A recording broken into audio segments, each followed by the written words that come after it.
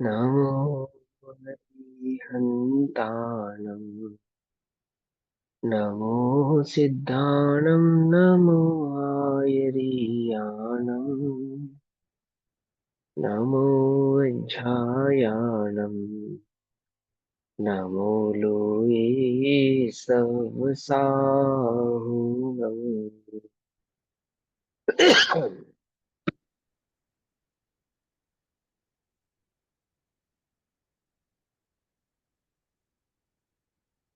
मङ्गलं भगवान् वीरो मङ्गलं गौतमो गणिः मङ्गलं कुन्दकुन्दार्यो जैन धर्मोऽस्तु मङ्गलम्। सर्वमङ्गलमाङ्गल्यं सर्वकल्याणकारकम् प्रधानां सर्वधर्माणां जैनं जयतु शासनम्।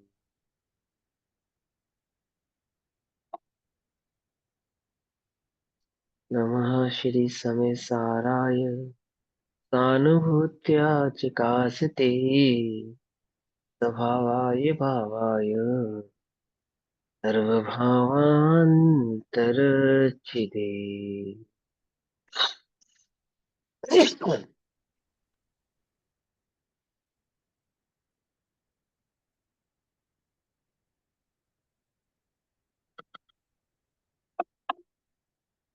अपनी दोपहर कालीन कक्षा का विषय चल रहा है श्री समय सारजी ग्रंथ।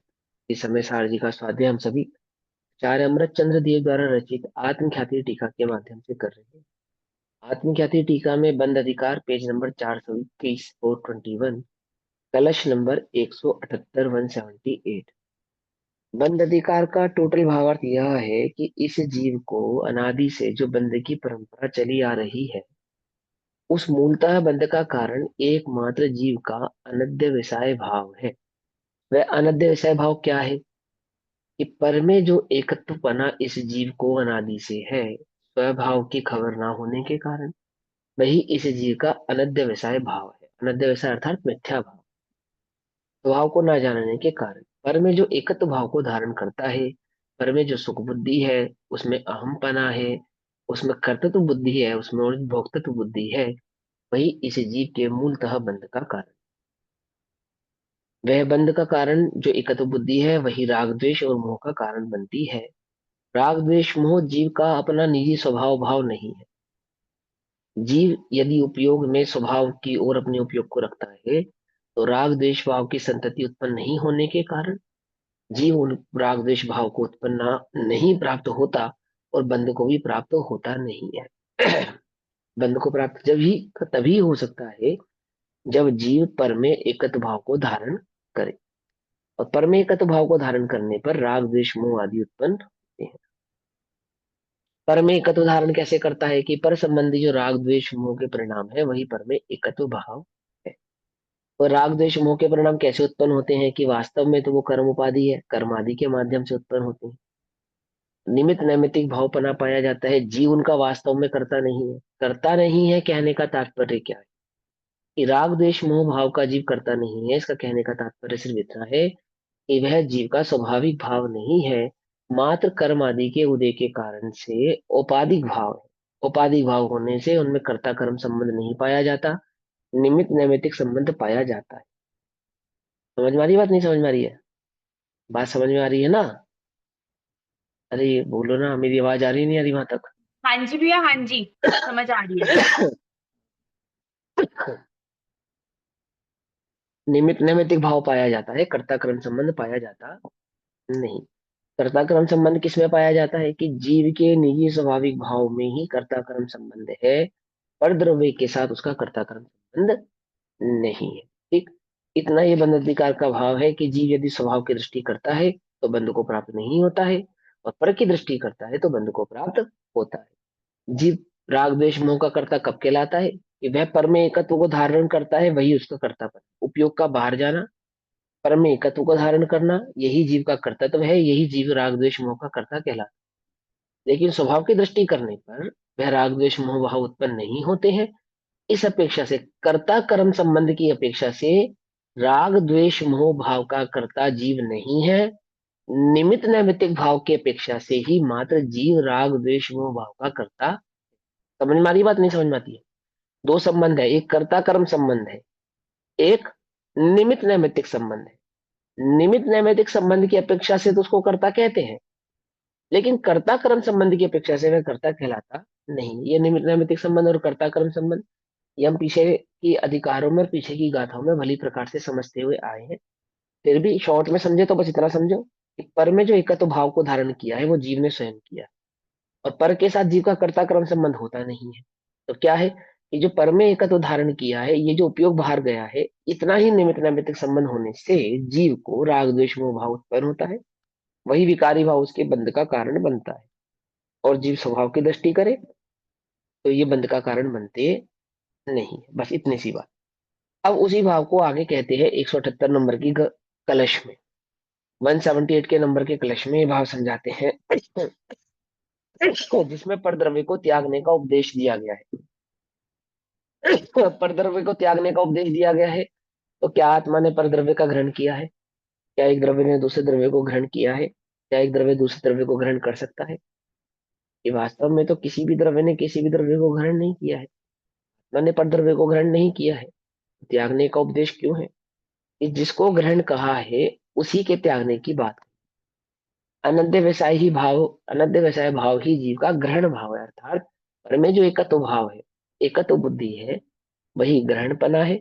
और उसी एकत्व बुद्धि के त्यागने की बात यहाँ पर कही गई है। ठीक है समझ में? तो क्या कहते हैं, कलश नंबर 178 में आचार्य अमरचंद्र देव कहते हैं,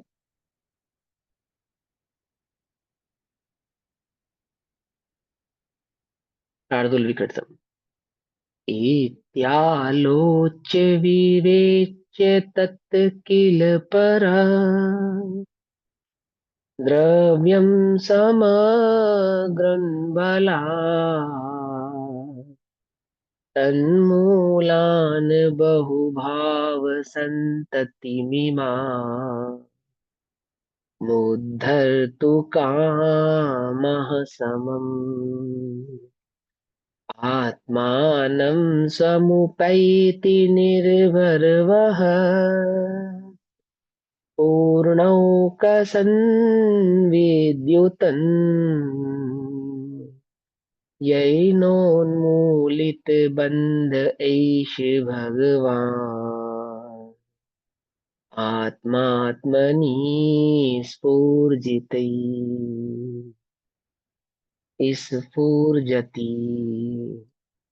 देखो बहुत सुंदर कलश है, क्या कहते हैं, इत्यालोच्य, इत्य इस प्रकार पर द्रव्य और अपने भाव की निमित्त नैमित्तिकता को, जो कि गाथा नंबर 270, 287, 286 और 285 में वो कही है।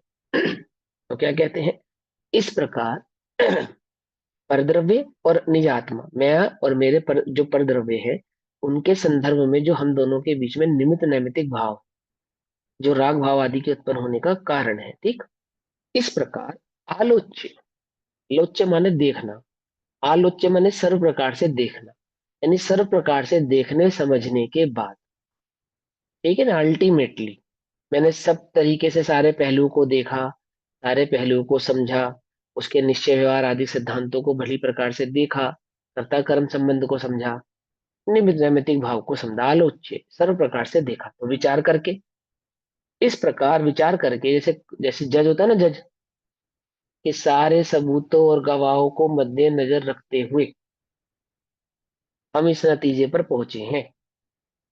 इस नतीजे पर पहुंचे हैं तो वो फैसला बताते हैं। ऐसे आचार्य अमरचंद्र देव कह रहे हैं, सारे स्वभाव को अच्छे से भली प्रकार से देखने जानने और समझने के बाद हम इस प्रकार से इस नतीजे पर पहुंचे हैं। किस नतीजे पर पहुंचे हैं? कि इति विचार करके, इस प्रकार विचार करके, तदमूलाम इमाम बहुभव संतति सममम उदत्त काम अर्थात पर द्रव्य मूलक बहुभावों की संतति को, पर द्रव्य मूलक यानी कि जिसका जिसका मूल, जिसका बेस पर द्रव्य है, माने ऐसे वो, कौन बोला अभी बीच में? जो भी बोला म्यूट कर लो, सवाल है तो पूछ लो, नहीं तो म्यूट कर लो। देखो, तो क्या कहते हैं कि पर द्रव्य मूलक बहुभावों की, जिसका मूल, जिसका बेस, जिसका कारण पर द्रव्य है, ऐसे जो बहुभाव है, बहुभाव है मतलब राग द्वेष मिथ्यात्व मोह आदि आदि के जो भाव है, क्रोध मान माया लोभ आदि आदि के जो भाव है। वीतराग भाव तो एक ही है। बहु बहुपना भावों में तो एकमात्र राग भावों में ही है। समझे नहीं समझे? बहुत प्रकार के परिणाम तो राग भावों में ही पाए जाते हैं, या यूं कहे अशुद्ध भावों में ही पाए जाते हैं। जो वीतराग भाव है, विशुद्ध भाव है, वो तो एक ही प्रकार का है, वीतराग भाव बस। उसमें बहु भाव नहीं है। तो क्या कहते हैं, जो बहु पर द्रव्य मूलक बहु भावों की संतति, संतति को मतलब कॉन्टिन्यूटी, कॉन्टिन्यूटी को, तो जिसका कारण, जिसका बेस पर द्रव्य है, ऐसे बहुत भावों के, बहुत प्रकार के परिणामों की जो कॉन्टिन्यूटी है, संतति है, धारा प्रवाह है, एक ही साथ उखाड़ फेंकने का इच्छुक पुरुष, अनादि के इस मिथ्यात्व को एक साथ उखाड़कर फेंकने का जो इच्छुक पुरुष है, ऐसा जो अनादि से इस जीव को राग द्वेष मोह भाव उत्पन्न हुआ आ रहा है कंटिन्यूटी में, बहुत प्रकार के, इन सभी बहुत प्रकार के परिणामों को, भावों को, इच्छाओं को जो पुरुष उखाड़ कर, समूल उखाड़ कर फेंकने का इच्छुक है, निकालने का इच्छुक है, अपने राग अपने कषाय को मिटाने का जो इच्छुक है ना इच्छुक? वो इच्छुक या नहीं हो? बोलो कि हाँ भैया इच्छुक तो है, पर हम तो महिलाएं, यहाँ तो पुरुष की बात की है। क्यों? पुरुष माने आत्मा, पुरुष माने वो जिस लोक में पुरुष कहते हैं वो नहीं, पुरुष माने जीव। क्या कहते हैं कि जो पुरुष, जो आत्मा ये सभी प्रकार के राग द्वेष मोह परिणामों को उखाड़ फेंकने का इच्छुक है, तत्किल समग्रम प्रद्रव्यम बलात् विवेच्य, उस समस्त परद्रव्य को बलपूर्वक, उस समस्त परद्रव्य को बलपूर्वक, बलपूर्वक उपयोग की एकाग्रता पूर्वक, संपूर्ण शक्ति के साथ, संपूर्ण एकाग्रता के साथ, उद्यम पूर्वक, पराक्रम पूर्वक, क्या समझे? पराक्रम समझे? युद्ध है, युद्ध जैसा पराक्रम तुम युद्ध में दिखाते हो, करते हो युद्ध? नहीं करते हो? करते तो थोड़े छोटे स्केल का करते हो बस, है। दो ही योद्धा होते हैं हमारे युद्ध में भैया। वाक वाक युद्ध होता है। वाक युद्ध होता है। भैया हाँ, तो पुरुष वो जो, माने पुरुषार्थी भी होता है। अब पुरुष माने पुरुषार्थी भी होता है, परंतु यहाँ हाँ पुरुष का अर्थ जीव या आत्मा है या पुरुषार्थी या आत्मा या पुरुषार्थी जीव। तो वह इच्छुक पुरुष उस समस्त पर द्रव्यों को बलपूर्वक, बलपूर्वक एकाग्रता पूर्वक, स्वभाव की दृष्टि पूर्वक, पराक्रम पूर्वक भिन्न करके, किसको भिन्न करके? पर द्रव्य को भिन्न करके। अब पर द्रव्य को भिन्न करके मतलब पर द्रव्य से अपने उपयोग को हटा के, पर द्रव्य से अपनी दृष्टि को हटा के, जो बार बार तुम्हारा उपयोग पर द्रव्य में जाता है, जो बार बार उपयोग पर द्रव्य की ओर झुका हुआ है, उस पर द्रव्य की ओर झुके हुए उपयोग को बलपूर्वक, उद्यम पूर्वक, पराक्रम पूर्वक स्वभाव की ओर लाकर, वहां से दृष्टि हटाकर, त्याग करके, त्याग करके निर्भर वहत पूर्ण एक संविदित युतम आत्मानम, अतिशयता से बहते हुए, अतिशयता से बहते हुए, अतिशयता से मतलब जो अपने स्वभाव में स्थिर रहकर, बिना किसी भी प्रकार के झोल झाल के, बिना किसी भी प्रकार की टेंशन के, बिना किसी भी प्रकार के ऊहापोह के, बिना किसी भी प्रकार के जिसके अंदर डिस्ट्रक्शन नहीं हुआ कोई भी, एज इट इज, जैसा था वैसा का वैसा, ये आत्मा जो ध्रुव आत्मा है, ये कैसा है? जैसा सिद्ध में भगवान का है ना, बिल्कुल ऐसा का ऐसा, बिल्कुल एकदम धारा प्रवाह। ऐसी संतति नहीं है इस आत्मा में कि निगोद के और सिद्ध भगवान के, जो सिद्ध भगवान है उनमें कोई कोई डिस्ट्रक्शन आया है, कोई कोई टूटन है, कि संसार अवस्था में आत्मा कुछ और था और मुक्त अवस्था में कुछ और हो गया। क्या अतिशयता है उसकी? क्या अतिशयता है? जैसा था वैसा का वैसा, एज इट इज, बिल्कुल एकदम धारा प्रवाह, अतिशयता से और कॉन्टिन्यूटी में बना हुआ है, अनादि का जैसा था ऐसा ही आज है। ऐसा ही है आत्मा, पूर्ण एक संवेदन से युक्त अपने आत्मा को, पूर्ण एक स्व संवेदन से युक्त, संवेदन से युक्त मतलब, अब संवेदन से युक्त यानी कि वह जो ज्ञान स्वभाव प्रकट ही है, वह जो जानने युक्त अपने आप को जान ही रहा है, या जो स्वयं अनुभूति प्रमाण है, अनुभूति से जानने में आता है, जिसको क्या कहते हैं, आबाल गोपाल सभी के भगवान आत्मा, आबाल गोपाल सभी के जानने में आ ही रहा है, जिसको बहन श्री ने कहा है, जाग तो जीव उबोश है प्रेजेंट है, वर्तमान में स्थित है। जाग तो जीव यानी जानने वाला, वो यहाँ अभी मौजूद है, वही जान रहा है, कोई और नहीं जान रहा है। संवेदन से युक्त अपने आत्मा को प्राप्त करता है, अनुभव से प्राप्त करता है। उस आत्मा को कैसे प्राप्त करता है कि पूरे बल से, पूरी ताकत से अपने उपयोग को पर की ओर से हटाकर स्वभाव की ओर लेकर आता है, और स्वभाव की ओर लाने पर उस स्वभाव का, निज चैतन्य स्वभाव का अनुभव करके उसे प्राप्त करता है। कौन? वह पुरुषार्थी जीव, वह जीव अतिशयता से बहते हुए प्राप्त करता है। येन की जिसने उन्मूल बंध एष भगवान आत्मा, जिसने कर्म बंध को मूल से उखाड़ फेंका है। जिसने कर्म बंध को क्या करा है? देखो कर्म बंध क्या था? कर्म बंध पर में एकत्व भाव था, बस वही कर्म बंध था। और उस कर्म बंध को मूल से उखाड़ फेंका, दैट मीन्स वो पर से उपयोग को हटा के स्वभाव में स्थित कर लिया है। समझे? बंध को मूल से उखाड़ के, बेटा ऐसा नहीं कोई आत्मा जंजीर से बंधा हुआ था कि कर्मों की जंजीर ने इस आत्मा को बांधा हुआ था। हमने में बांधा नहीं है, आत्मा कर्मों से बंधा नहीं है ना। अब समय सार पढ़ रहे हैं, हम समझना ध्यान से, क्या कर रहे हैं, क्या है कर्म का बंधन? वह जो उपयोग पर में गया हुआ था, जो पर में एकाकी एकत्व भाव को धारण किए हुए था, मैं हूं, यह राग मैं हूं, यह द्वेष मैं हूं, ये शरीर मैं हूं, ये द्रव्य कर्म भाव कर्म नो कर्म ये मेरे हैं, मैं हूं, ये जो भाव एकत्व का उसने धारण किया था, इसकी दृष्टि को जो उसने बलात्पूर्वक बलपूर्वक हटाकर स्वभाव की ओर स्थित किया है, तो क्या हुआ है? कर्म मूल को ही जड़ से उठाकर फेंक दिया है। समझे? कर्म बंध के मूल को उखाड़ कर फेंका है। ऐसा यह भगवान आत्मा, ऐसा ही है भगवान आत्मा। हमें क्या लगता है, गुरुदेव श्री ने हमें भगवान आत्मा कहा? गुरुदेव ने नहीं कहा। हजारों साल पहले आचार्य कह गए, और लाखों करोड़ों साल पहले, लाखों करोड़ों साल क्या, 2500 2600 वर्ष पहले भगवान महावीर स्वामी अपने समुचरण में कह गए ये बात। क्या कह गए? तू भगवान आत्मा है। देखो देखो, मूल गाथा में इसमें लिखा है, ये नोन्मूलति बंध एष भगवान, नात्मात्मनि स्फूर्जति। है भगवान आत्मा, कितना सुंदर शब्द है, भगवान आत्मा। ये भगवान आत्मा जिसने कर्म बंध को मूल से उखाड़ फेंका है, ऐसा ही है भगवान आत्मा। अपने में ही, अपने में ही स्फूर्यमान होता है। स्फूर्यमान होता है, दैट मीन्स प्रकट होता है। अपने में ही अपने को प्राप्त होता है, अपने में ही अपने के अनुभव से जाना जाता है। स्फूर्यमान, स्फूर्यमान होता है, प्राप्त होता है, प्रकट होता है, अपने आप में ही अपने से, अपने स्वयं के द्वारा जाना जाता है। ऐसा ये भगवान आत्मा है। भावार्थ, जब परद्रव्य की ओर अपने भाव की निमित्त नैमित्तिकता को जानकर, क्या निमित्त नैमित्तिकता जानकर? अभी तक हम क्या जान रहे थे? कर्ता कर्म संबंध। हमने क्या जाना? निमित्त नैमित्तिकता भाव को समझा। यहो, अहो मैं इसका कर्ता है और वह मेरा कर्ता नहीं है। और राग क्या है, द्वेष क्या है, कर्मबंध क्या है? बस इतना ही है कि मैं पर को ममकार मम रूप से जानता हूं, एकत्व भाव से जानता, इतना ही जाना बस उसने। अब क्या करे पर के त्याग के लिए? पर के त्याग के लिए क्या करे?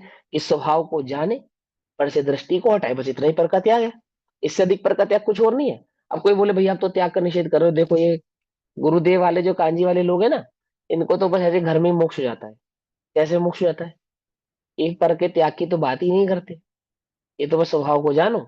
अरे भाई, पूरे आगम में पर के त्याग की बात ही नहीं है, स्वभाव को जानने की बात है। जो स्वभाव को जानते हैं उन्हें पर का त्याग करना नहीं पड़ता, पर उनके लिए त्यक्त ही है। पर पदार्थ, पर वस्तु उनके लिए त्यक्त ही है। एक बार वीतराग भाव को प्रकट तो कर कर दे, प्रकट तो कर कर दे, त्यागना नहीं पड़ता। त्यक्त, जो विषय त्यक्त ही है, त्यक्त ही है। क्यों? आत्मा में क्या है ना, त्यागोपादान शून्य शक्ति, क्या है ना, क्या करती है? ना कुछ त्याग होता है, ना कुछ ग्रहण होता है। त्याग और ग्रहण से कैसा है? शून्य है, जीरो। कुछ नहीं है। त्याग और ग्रहण जैसी कोई बात ही नहीं है, स्वभाव को जानने की है तो बात है। निमित्त नैमित्तिक भाव को जानकर समस्त परद्रव्यों को भिन्न करने में, त्यागने में आते हैं। समझ, सारे समस्त द्रव्य भिन्न करने में अर्थात त्यागने में आते हैं। कैसे त्यागने में आते हैं? कि तब समस्त रागादि भावों की संतति कट जाती है, टूट जाती है, मिट जाती है, और तब आत्मा अपना ही अनुभव करता हुआ, है ना, ऊपर था ना, संवेदन से युक्त, संवेदन से युक्त, तो अनुभव करता हुआ कर्म बंध को काटकर अपने में ही प्रकाशित होता है। सूर्यमान, सूर्यमान प्रकाशित होता है। इसलिए जो अपना हित चाहते हैं वे ऐसा ही करें। क्या करें? कि पूरी बल के साथ, पूरी शक्ति के साथ अपने उपयोग को पर से हटाकर स्वभाव की ओर केंद्रित करें। समझ में आई बात? आचार्य देव ने कहा, जब भगवान ने जाना है, जब तुम्हें सम्यक दर्शन प्रकट होना होगा तब हो जाएगा। ऐसा एक भी उपदेश समय सार में नहीं मिलेगा तुम्हें। समझे? एक भी नहीं मिलेगा। एक ही बात, तुम बल पूर्वक, पुरुषार्थ पूर्वक, उद्यम पूर्वक अपने उपयोग को पर से हटाओ, स्वभाव में लगाओ। बस एक ही काम। समझ में आई बात? अब बंद अधिकार को पूर्ण करते हुए उसके अंतिम मंगल के रूप में ज्ञान की महिमा के अर्थ का कलश रूप काव्य कहते। कौन है ऐसा करने में समर्थ? ज्ञान ही समर्थ है इस बात को करने में। इसी ज्ञान की महिमा को करते हुए बंद अधिकार शुरू किया गया था, और इसी ज्ञान की महिमा को करते हुए अब इस बंद अधिकार को विराम देते हैं। आचार्य देव क्या कहते हैं? कलश नंबर 179 कहते हैं, रागादीना मुदय मदयम धारयत् कारणानां कार्यं बन्धन विविध मधुना तद्य एव पर्णुद्य ज्ञान ज्योतिः शपिततमिरं साधु सन्नद्मृतेत, साधु सन्मद्यमेतेत, तद्यद्वत्पर परः कोऽपि नास्यावृणोति। क्या कहते हैं? कारणानाम रागादीनाम उदयम, रागादि के उत्पन्न होने का कारण। क्या कहते हैं? बंध के कारण रूप रागादि के उदय को, जो बंध का कारण है, ऐसा जो रागादि का उदय है, सॉरी, कारणानाम रागिदानाम रागादीनाम उदयम, बंध के कारण रूप रागादि के उदय को अदयम, बिना दया के, अदयम, कोई दया नहीं, कोई दया नहीं। इस पे अपने चित्त के राग भाव पर कोई दया नहीं। अदयम, निर्दयता पूर्वक, कोई दया नहीं करना, निर्दयता पूर्वक, उग्र पुरुषार्थ से। भैया भगवान के प्रति तो रख ही लेना थोड़ा सा राग, देव शास्त्र गुरु के प्रति तो थोड़ा सा राग रख ही ले। क्यों? रख ले या नहीं रख ले? कह रहे हैं, देखो ऐसे ऐसे उदाहरण मिलते हैं ना, कि साधु जो स्वयं संवेदन में मग्न होते हैं, तो साक्षात केवली भी प्रकट हो, साक्षात हो, तो भी दृष्टि खोलकर उनको देखने का परिणाम नहीं आता, नहीं आता। और ऐसे कितने गणधर होते हैं कि भगवान को एक समोशरण से ही मोक्ष हो जाता है उनको। मालूम कितने गणधर होते हैं ऐसे, समोशरण में होते हैं, भगवान की दिव्य तो नहीं खिल रही होती है, उन्हें मोक्ष हो जाता है। मूल गणधर को नहीं होता, मुख्य गणधर को, अन्य कितने सारे गणधर ऐसे होते हैं, उन्हें हो नहीं, जाता अगर है। मोक्ष हो जाता होगा तो फिर वो देवता नहीं आते पूजन करने? सभी के लिए थोड़ी आते हैं, सभी के लिए आते हैं। नहीं सभी के लिए नहीं आते हैं। और जब मोक्ष हो जाता है तो उनकी जैसे गणधर को पहले केवल ज्ञान होगा, तो केवल ज्ञान होने में और मोक्ष होने में कुछ समय का समय लगेगा। तो जैसे ही वो केवल ज्ञान प्रकट करेंगे ना, तो उनकी गंधकुटी लग जाएगी, हो जाएगी तुरंत। हम शरण के अंदर ही गंधकुटी लग गई उनकी। हाँ हाँ, बहुत सारे गंधकुटियां विराजमान होती है किस समुचरण में। ठीक है, उसमें जरूरी नहीं कि वो सारे के सारे उपदेश करता हूँ, मूक भी होते हैं, उपदेश करने वाले भी हो सकते हैं।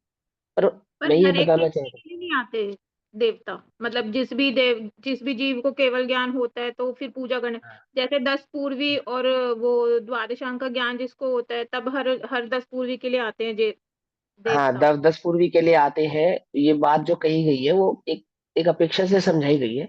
अरे जिसने जिसने केवल ज्ञान प्रकट करके और मोक्ष प्रकट कर लिया कितनी देर में, अंतर मुहूर्त में।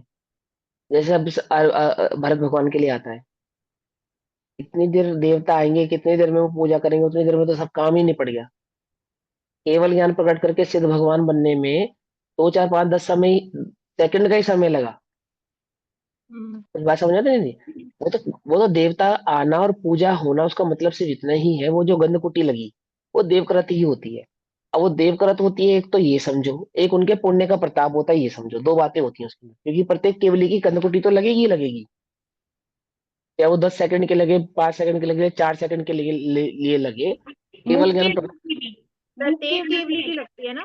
पहले तो शायद हाँ, वो आपने प्रत्येक बोला था केवली को। कि हर केवली की नहीं लगती।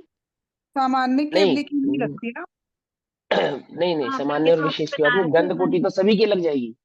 जो वाणी है, जो मुख, जो उपदेश करता होते हैं, वो मूल तो तीर्थंकर ही होते हैं। बाकी के जो सामान्य केवली होते हैं वो दो प्रकार के होते हैं। उपदेश देने वाले भी होते हैं और मूक भी होते हैं। अधिकतर तो उसमें मूक ही होते हैं। अधिकतर तो उसमें मूक ही होते हैं। अब जिनको जिनको केवल ज्ञान प्रकट होने के बाद मोक्ष होने में समय है, मोक्ष नहीं, एक दिन का समय है, 2 दिन का समय है, 2 वर्ष का समय है, आदि आदि जो जैसे जैसे समय। और मुझे एक बात बताओ, भगवान का समोशरण लगा है, समोशरण में अन्य केवलियों की भी गंधकुटी लगी हुई है। अब भगवान को तो केवल ज्ञान प्रकट होने का सिद्ध भगवान हो गए, वो तो सिद्ध हो गए, वो तो सिद्ध हो गए। तो वो वाला समोशरण तो विघटित हो गया। लेकिन जिनकी गंधकुटी लगी थी उनको सिद्ध होने में अभी समय है। उनका क्या होगा? वो बिना बंद गंधकुटी के हो जाएंगे क्या? बोलो, वो बिना फिर गंधकुटी के हो गंधकुटी जाएंगे में क्या? होता क्या है? जो मुख केवली होते हैं फिर वो गंधकुटी में क्या होता है? बस गंधकुटी होती है, बस गंधकुटी होती है, मतलब जहां वो ठहरते हैं उस ठहरे हुए स्थान पर एक कमलासन बन जाता है, छत्र होते हैं, और ये क्या नाम है, चवर हो जाता है। बस इतना, इसी को गंधकुटी कहते हैं, और कुछ नहीं। गंधकुटी अतिशय है, वो केवल ज्ञान का अतिशय उपदेश है वो। नहीं होगा, उपदेश नहीं होगा हाँ, वहां पे फिर। उपदेश हो सकता है, उपदेश देने वाले उपदेश दे भी सकते हैं, मुख नहीं भी केवली के देते हैं, चाहिए। दोनों प्रकार के होता है। हाँ, मुंह के नहीं मुख होता। केवली के नहीं, सर्वांग से वाणी उनके नहीं खिरती। सर्वांग से ही खिलेगी जिसकी भी खिलेगी। हाँ, तो उनके नहीं खिरती मतलब, मुख केवली के। मुंह केवली की नहीं खिलती। और भैया ठीक है, जैसे बोल। तीर्थंकर भगवान का जो शरीर होता है वो तो उड़ जाता है जैसे कपूर की तरह। कपूर की तरह, तो बाकी के हाँ, केवलियों का, सामान्य केवलियों का भी शरीर ऐसे ही लगभग होता है। सब, हाँ सभी होता है, सभी का ऐसे ही होता है, सभी का ऐसे ही होता है। जितने भी जीव मोक्ष प्राप्त करते हैं, सभी के शरीर में इसी प्रकार का अतिशय होता है कि वो कपूर की भांति उड़ जाता है। ठीक है, उनकी वो साधारण जैसे अंत्येष्टि अंत्येष्टि होती है, ऐसे नहीं होती है। ठीक। वो उसका, वो केवल ज्ञान का सिस्टम के तो एक कारण ही है ना वो, भैया। हाँ हाँ, सिस्टम पुण्य तो एक ही निषेकों है, का चाहे केवली वही हो है चाहे सिस्टम। तीर्थंकर हो, हाँ। हाँ, चाहे सबका कोई भी हो, सिस्टम है। सबका सिस्टम एक ही है। हम क्या बताना चाह रहे हैं, हाँ यहाँ पे ये समझाना चाहते हैं, इस बात पे ये बात आई। चलो, तो क्या कहते हैं कि बंध के कारण रूप राग आदि के उदय को निर्दयता पूर्वक, है ना, कि भगवान हम तो भगवान की क्या नाम है, क्या कर ले कि थोड़ी सी बहुत तो करुणा या दया या राग भाव इसके प्रति रख ले, देव शास्त्र गुरु के प्रति तो रख ही ले, और किसी के प्रति रखें या ना रखें। आचार्य देव कह रहे हैं निर्दयता पूर्वक। निर्दयता समझते हो? कोई दया नहीं करनी। जैसे काफिर पे दया नहीं करते ना, काफिर पे दया नहीं करते, समझे? ऐसे ही अपने भीतर के बैठे इस राग द्वेष रूपी काफिर पे दया नहीं करनी। कैसा प्रहार करना है?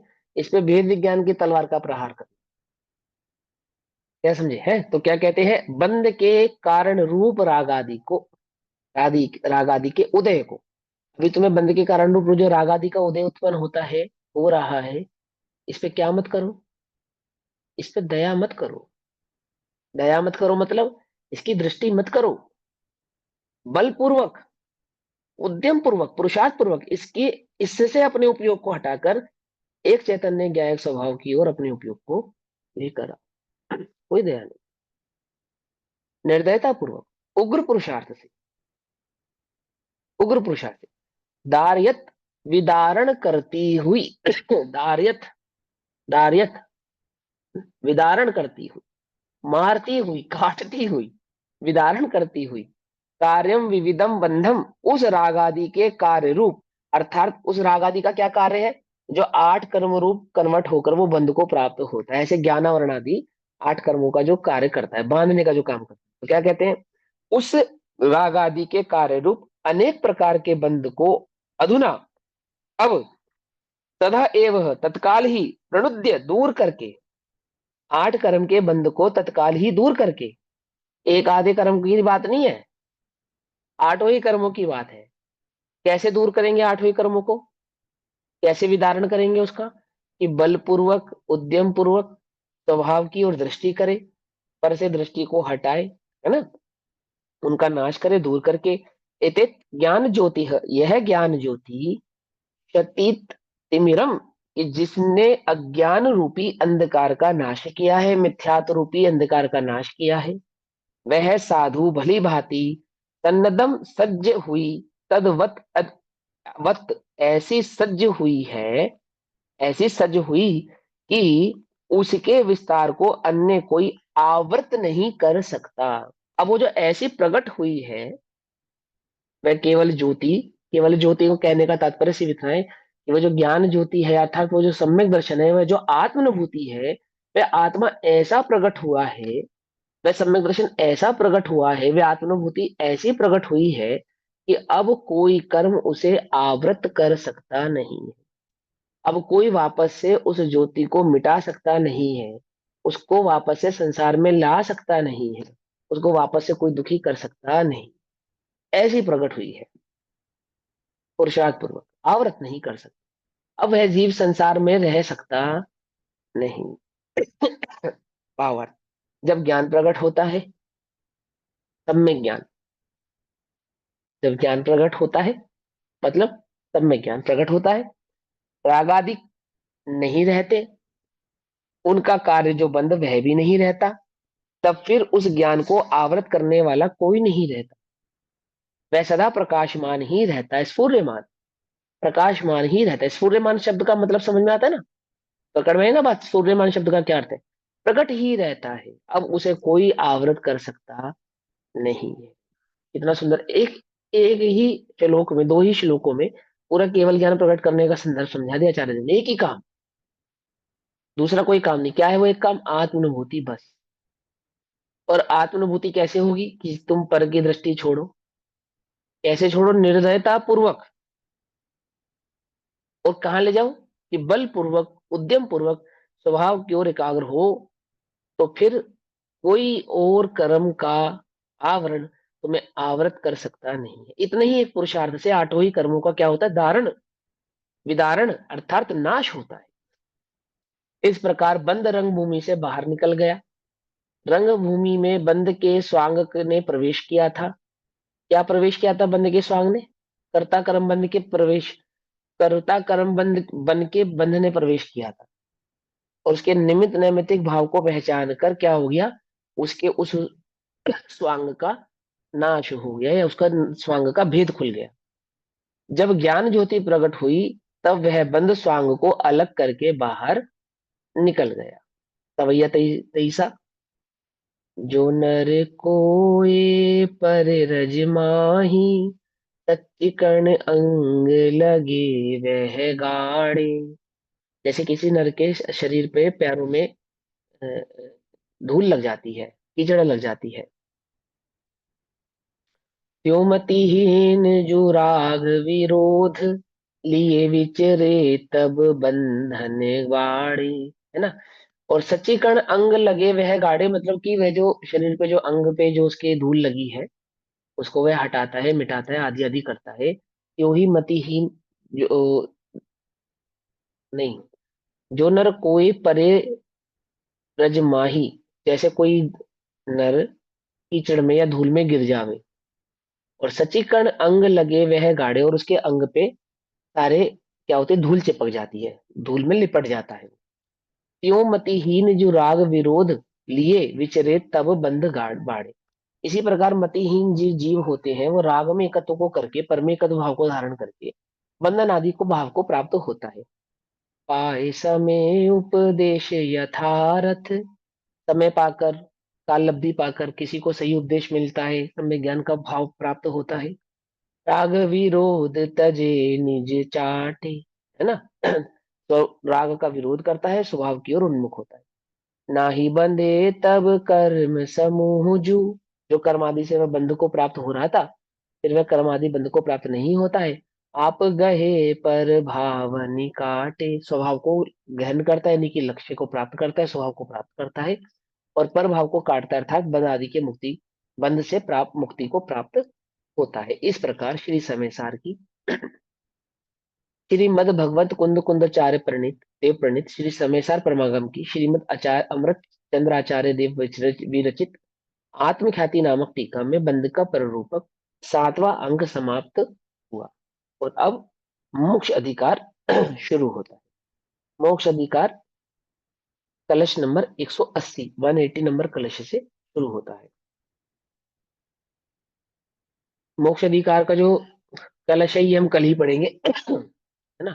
और 3 गाथाएं ये कल पढ़ेंगे मोक्ष अधिकार को, और वहां से मोक्ष अधिकार शुरू करेंगे। अभी समय हुआ है, तब तक के लिए सभी को सज जय का मीनिंग जय। क्या है? ऐसी सज हुई, है क्या? ये ऐसी सज हुई कि उसके विस्तार का अन्य कोई आवृत्त नहीं कर सका। सज का मीनिंग क्या होता ऐसी ऐसी सज्जो यानी कि ऐसी प्रकट हुई है, है जी? ऐसी स्थित हुई है, ऐसी प्रकट हुई है, ऐसी स्थित हुई है। उसने अपने आप को इस प्रकार से प्रकट किया है, ऐसा प्रकट किया है कि अब वह विस्तृत ही होती जाएगी। समझ रहे? कलाप जैसे वो अब वो जो सम्यक ज्ञान की कणिका प्रकट हुई है ना, वो कहाँ जाके थमेगी? बोले केवल ज्ञान प्रकट करके ही उठेगी। विस्तृत होना यानी कि केवल ज्ञान प्रकट करना। सज्ज हुई है यानी कि ऐसी प्रकट हुई है कि अब वो केवल ज्ञान पे जाके रुकने वाली है, अब कहीं और रुकने वाली नहीं है। हम्म, सीधा केवल ज्ञान ही प्रकट होने वाला है। देखो, सज्ज हुई अर्थात तदवत वद यदवत, ऐसी सज्ज हुई कि, सज्ज हुई यानी कि प्रकट हुई। कैसी प्रकट हुई? ऐसी प्रकट हुई कि वह उसके विस्तार को अन्य कोई आवृत नहीं कर सकता। दैट मीन्स अब वो सीधा केवल ज्ञान प्रकट करेगी और कुछ प्रकट अब और कुछ नहीं होने वाला। उसके विस्तार को कोई आवृत नहीं कर सकता मतलब क्या? कौन कौन सा ज्ञान आवृत नहीं है? एकमात्र केवल ज्ञान है जो आवृत नहीं है, बाकी सब ज्ञान आवृत है। पकड़ में ही बात नहीं।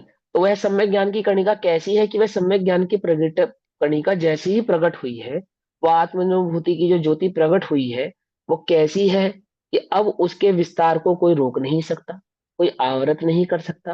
और सीधा कहाँ? अनंत दर्शन, अनंत सुख, अनंत वीर्य, अनंत ज्ञान आदि भाव को ही प्रकट होने वाली है। कोई स्टॉपेज नहीं है बीच में, ये अब रुक जाएगी, अब नहीं रुकती, अब तो सीधा केवल ज्ञान ही होने वाला है। ऐसा कहा, ठीक। वो जो लिखने की शैली है ना, वो शैली, ये लिखा गया ना काव्य रूप में, लिखा गया है इसको काव्य रूप में, तो रंगभूमि के काव्य रूप में, इसलिए इस शैली में लिखा गया है। अर्थ इसका सिर्फ इतना है कि वो रुकने से, रोके से भी रुकेगी नहीं। कौन रोकेगा इसे? बोलो, कौन रोकेगा? कौन आवृत करेगा अब इसे? अब इसे कोई आवृत नहीं करेगा, अब तो सीधा केवल ज्ञान ही इसको प्रकट होने वाला है। ठीक। अब एक अपना मोक्ष क्वेश्चन अधिकार पूछना है। था मुझे। हाँ, बोलो बोलो बोलो। हम सुबह भगवती आराधना जी पढ़ रहे थे, तो उसमें ना 10 प्रकार के वचन आए हुए थे, 12 प्रकार के। 10, तो हाँ 12 प्रकार के वचन आते हैं, ठीक है। राग उसमें में जैसे द्वेष में बोले गए रागी वचन, द्वेषी वचन, हाँ बोलो। उसमें ऐसे वचन थे: पैशून्य वचन, हम्म रतिवाक वचन, अरतिवाक वचन, इस हम्म टाइप के वचन थे। हम्म। तो क्या मतलब तो ये रति फिर पहले किसी और जीवों रति के भी इस टाइप के वचन होते हैं? पैशून्य वचन काइंड ऑफ, जैसे पैशून्य वचन जैसे पीठ पीछे बुराइयां करना है, ऐसे पैशून्य वचन हाँ जो हाँ, समय दोष है, दृष्टि अतिचार होते हैं, वो असत्य वचन के अतिचार। अतिचार होते हैं। अतिचार होते हैं, हाँ। क्वेश्चन क्या? क्वेश्चन बोलो। क्वेश्चन ये है कि ये खाली मिथ्या दृष्टि जीवों पर ही लागू होंगे 12 प्रकार के वचन, या सम्यक दृष्टि पे भी हो सकते हैं? भूमि का अनुसार दोनों पे लागू होते हैं। इसमें हाँ सम्यक जैसे दृष्टि तो, मिथ्या दृष्टि का कोई रोल नहीं है। हाँ समझे? बस ये तो मिथ्या दृष्टि सिंपल जीव वचन के भेद चलमल, बताए। हाँ सम्यक दृष्टि जीवों को चलमल लगाड़ दोष होता है 6 ऑप्शन सम्यक दर्शन में। तो कैसे दोष लगेंगे उनको वहां पे? कैसे दोष लगेंगे? ऐसे दोष लगते हैं, इसी प्रकार के दोष लगते हैं। 5 प्रकार मतलब के अगर जो सम्यक आपने 6 प्रकार के साधु साधु पढ़े, छठे सातवें गुण स्थान में, उनको जो दोष लग रहे हैं वो कहाँ से लग रहे हैं, किस प्रकार से लग रहे हैं? जो 12 प्रकार के वचन हैं, देखो सम्यक दृष्टि जीव को जो जो जो लोक में बुरा माना जाता है,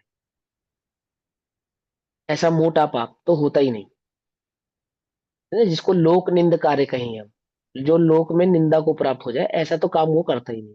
एक बात तो ये समझो। और दूसरी बात ये कि भूमि का अनुसार तो हर तरह के उसको परिणाम होते हैं, हर तरह के वचन उसके कर्मोदय अनुसार हो सकते हैं, होते ही हैं का तो कोई नियम नहीं है, लेकिन हो सकता है। जैसे सम्यक दृष्टि रो सकता है, तो रोते समय जो वो वचन निकालेगा, हाय सीता कहाँ गई, मैं तुम्हारे बिना अधूरा हूँ, तुम्हारे बिना मेरा क्या होगा, ऐसे वचन, तो राग से लिप्त वचन है ना ये, राग से लिप्त वचन है ना।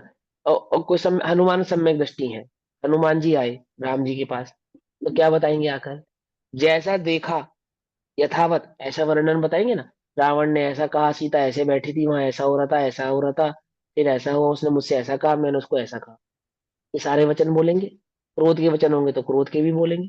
ललकारते नहीं, ललकारते युद्ध में, हे रावण तू सीता को वापस करता या नहीं करता, मतलब यदि उनके तूने वचन नहीं किया ऐसे तो नहीं तुझे होंगे समूल जैसे समूल नाश अन्याय कर दूंगा। और अनीति वाले छोड़ करके, तो जो भी हाँ वचन है वो सारे हो सकते हैं, बस अन्याय तो करेंगे नहीं किसी के ऊपर और हाँ, अनीति भी नहीं अन्याय, करेंगे। उसके पहले तो अलावा तो वचनों में क्रोध के वचन भी बोल अन्याय नीति सकते का हैं। भेद तो नहीं होगा, वचन में अन्याय नीति का भेद नहीं होगा। 12 प्रकार के वचनों में अन्याय अनीति वाला वचन का भेद नहीं है। वचनों हाँ में मतलब कौन से भेद होते वैसे हैं, नहीं करेंगे पर राग वचन और द्वेष। तो ये 12 के 12 वचन जो है वो राग और द्वेष से संबंधित होते हैं। कुछ वचन ऐसे हैं जो राग संबंधी है, कुछ वचन ऐसे हैं जो द्वेष संबंधी है। ठीक है ना, इतनी सी बात है उसके अंदर। वचन प्रयोग जैसे के भेद। ऐसे वचन बोले कि रति उत्पन्न हो गई, हाँ तो बोलो सम्यक दृष्टि। अब वो जो जीव है उसका,